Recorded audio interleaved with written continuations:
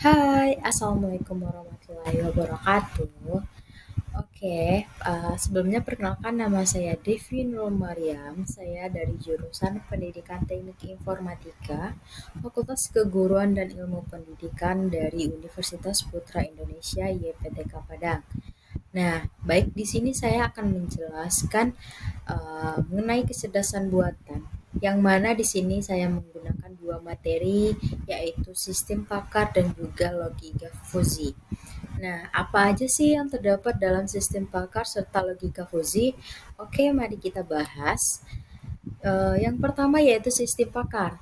Nah, dalam sistem pakar atau expert system adalah sistem yang berusaha mengadopsi pengetahuan manusia ke komputer agar komputer dapat menyelesaikan masalah seperti yang biasa dilakukan oleh para ahli.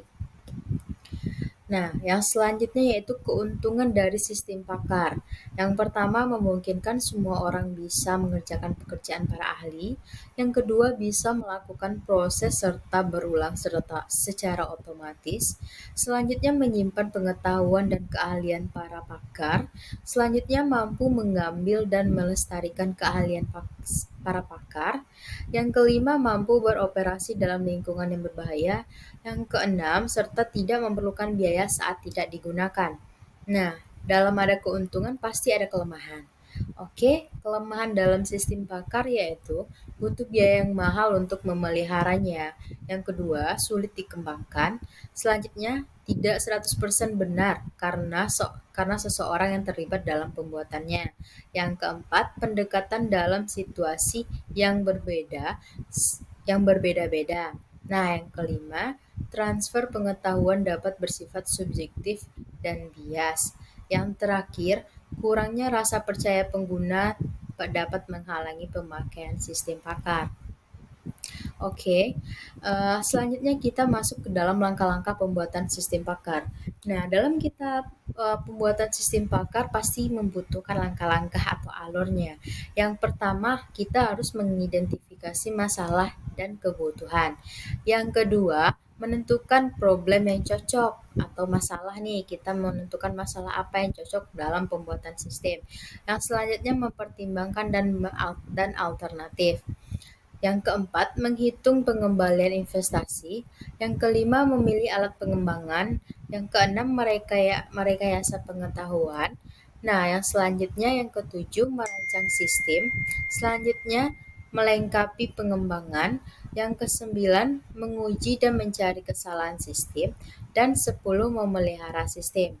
Nah, itulah langkah-langkah dalam pembuatan sistem pakar. Oke, selanjutnya kita akan membahas mengenai logika fuzzy. Apa aja sih yang terdapat dalam logika fuzzy itu? Nah, sebelum masuk kita akan membahas mengenai pengertian. Logika fuzzy pertama kali dikembangkan oleh Lotfi Azadeh pada tahun 1965. Teori ini banyak diterapkan di berbagai bidang, antara lain merepresentasikan pikiran manusia ke dalam suatu sistem. Logika fuzzy adalah suatu cara yang tepat untuk memetakan suatu ruangan input ke dalam suatu ruangan output, menurut Kusuma Dewi 2004. Nah, selanjutnya kita akan membahas mengenai fungsi. Fungsi dari keanggotaan logika fuzzy adalah suatu kurva yang menunjukkan pemetaan titik-titik input data ke dalam keanggotaannya sering disebut dengan derajat keanggotaan yang memiliki interval antara 0 sampai 1. Oke, selanjutnya kita akan membahas himpunan. Nah, dalam logika fuzzy tersebut pasti ada himpunan yang terdapat di dalamnya, yaitu suatu himpunan kabur atau himpunan fuzzy adalah suatu himpunan objek-objek yang keanggotaannya tidak dapat ditentukan secara tegas, namun diterangkan dengan suatu fungsi keanggotaan yang menentukan derajat keanggotaan objek-objek tersebut. Himpunan Fuji yaitu suatu grup yang memiliki suatu kondisi atau keadaan tertentu dalam suatu variabel Fuji. Himpunan Fuji memiliki dua atribut. Yang pertama yaitu linguistik, yang mana itu penamaan suatu grup yang mewakili suatu keadaan. atau kondisi tertentu dengan penggunaan bahasa alami seperti muda, parubaya, atau tua. Nah, yang selanjutnya yaitu numeris, yaitu suatu nilai atau angka yang menunjukkan ukuran dari satu variabel seperti 40, 25, 50, atau seterusnya.